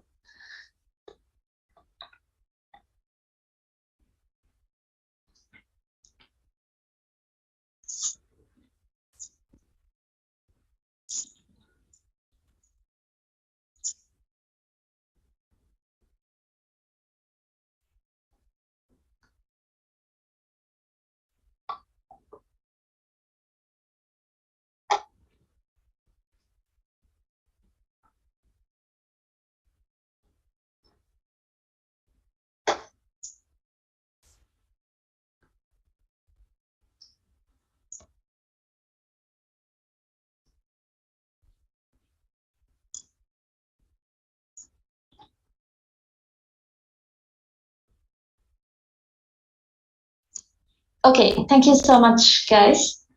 Okay, the most awaited moment has come to boost up your knowledge with competitive participants with fun.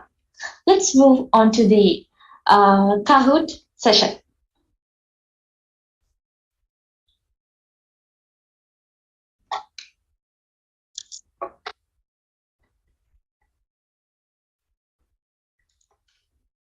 So, go to the link www.kahoot.it.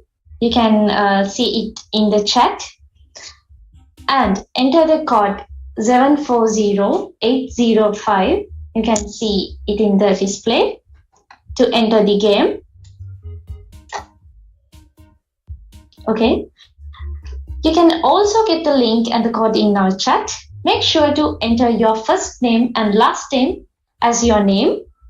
If you enter different names apart from your first and last name, the competitor would be disqualified. So make sure to enter your first and last name as you are capable of with the character count. And also, if you won first, second, or third place in the Kahoot, it is compulsory to take a screenshot on the Kahoot platform of your victory. So please don't leave the Kahoot platform once you won.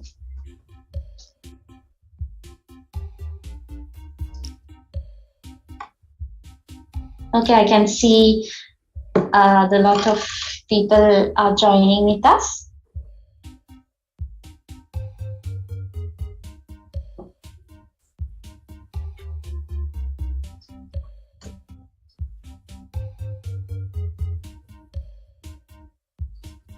Hurry up, guys, we are running out of time.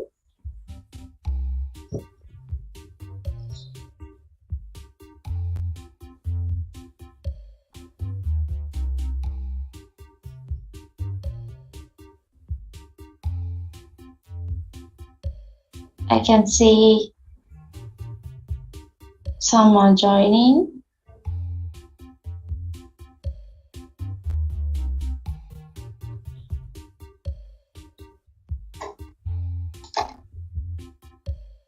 Okay, it's 44. Hurry up, guys, you can join with us.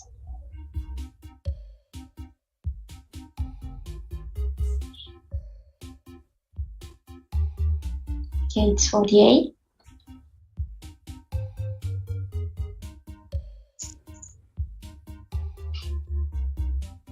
You have chance to join with us. Okay, 49.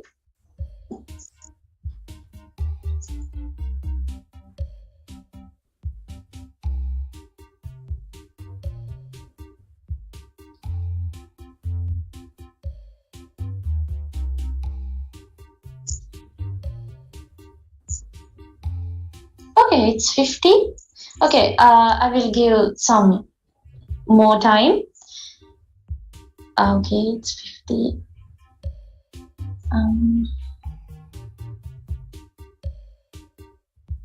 Okay, we will wait only 1 minute. So hurry up, guys.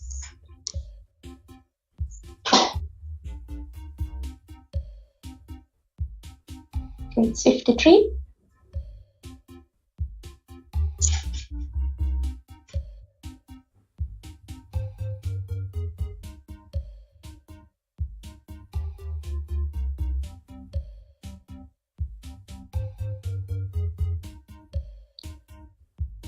Okay, we are going to start. Time's up. Okay, shall we start now?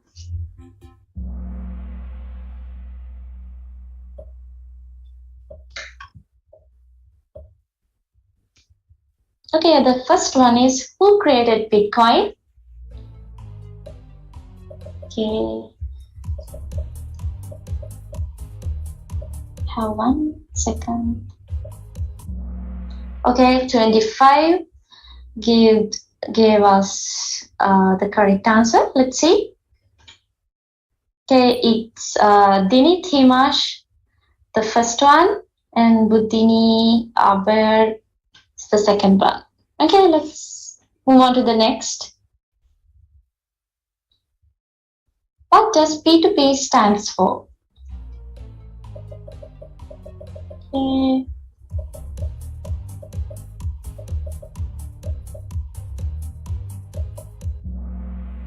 Okay, 41 gave the correct answer. Let's see. Okay, it's okay again, Dinit. You're on the first and Putini second.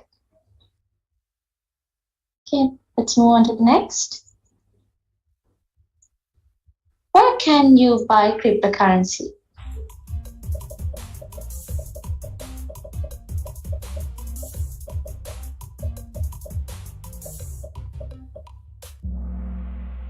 Okay, 24 people gave us the correct answer. Let's see the answers.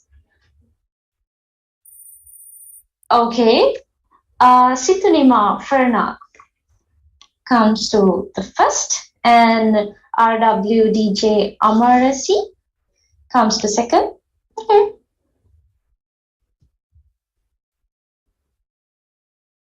Let's move on to the next. Okay. What is the maximum number of Bitcoins that can be created?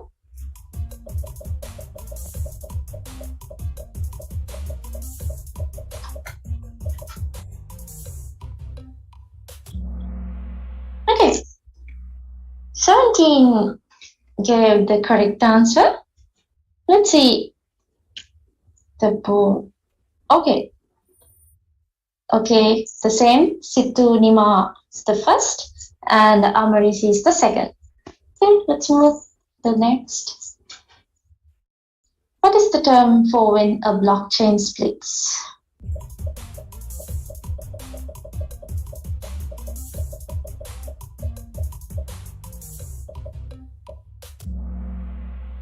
Okay, 24 gave the correct answer. Let's see. Okay, the same. 𝘍𝚘𝚘𝚘 the first and 𝐼𝐺𝐶 is the second. Okay, the sixth one. What is a DApp?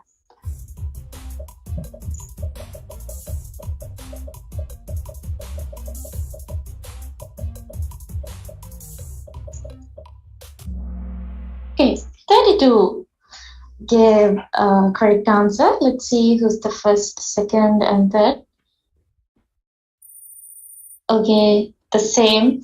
There's no change. 𝘍𝚘𝚘𝚘 is the first, and 𝐼𝐺𝐶 is the second, and 𝐻𝐴 is the third.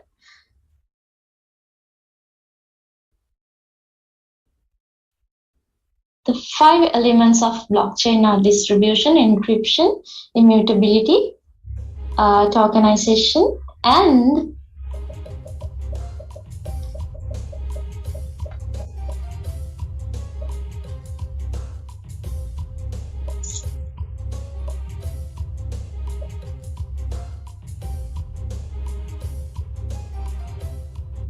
okay, 29 gave the correct answer. Let's see who's the first, second, and third.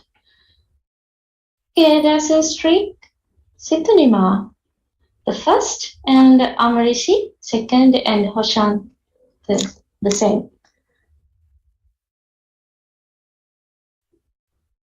That is a blockchain, the 8th one.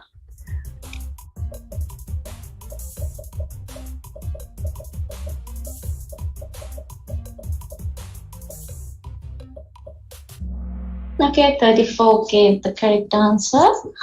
Let's see. Okay, a new member came to the dashboard. The first, second, and third is the same. 𝘍𝚘𝚘𝚘 is the first, and 𝐼𝐺𝐶 is the second. Okay, let's move on to the next. What is a miner?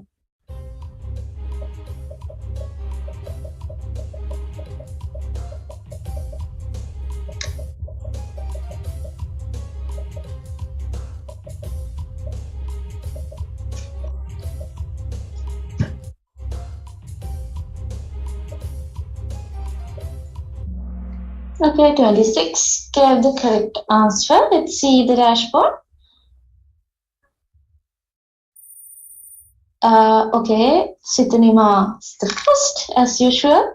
𝐼𝐺𝐶 is the second, and 𝐻𝐴 is the third. Okay, let's move to the next. The 10th one is NFT stands for.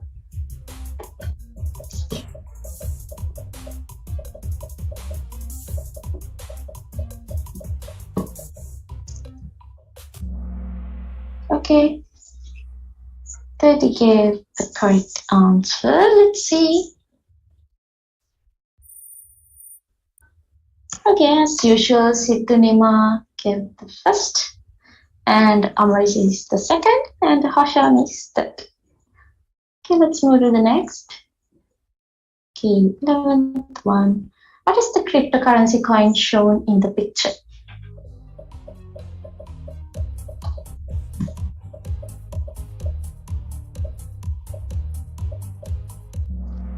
Okay, 32 gave the correct answer. Let's see. Okay, there's a streak. 𝙬𝚘𝚗𝚎𝚘 has the highest answer streak of 11. And as usual, 𝘎𝚤𝚘𝚗 is the first, 𝚬𝚘 is the second, and 𝙬𝚘 is third. Okay, let's move to the last question.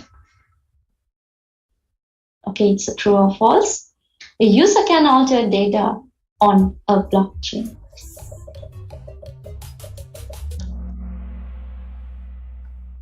Okay, let's see. 28 gave the correct answer. Let's see. Okay. 𝙬𝚘𝚗𝚎𝚘 is the third. And the second one is 𝚬𝚘. And the first, okay, congratulations, 𝘎𝚤𝚘𝚗. Okay, and a small reminder to all the winners, we will give you a contact number on the chat of our member of Aussie. You have to send him a screenshot of your winning dashboard and the full name and your email address and your contact number.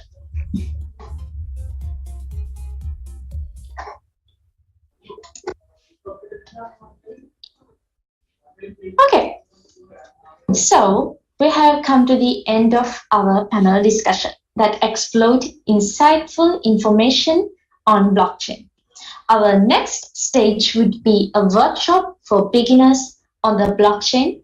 Stay tuned with us with the hope to see you guys with our next session. Workshop on the topic of create your first event NFT on the 11th of September from 6 p.m. onwards. Okay.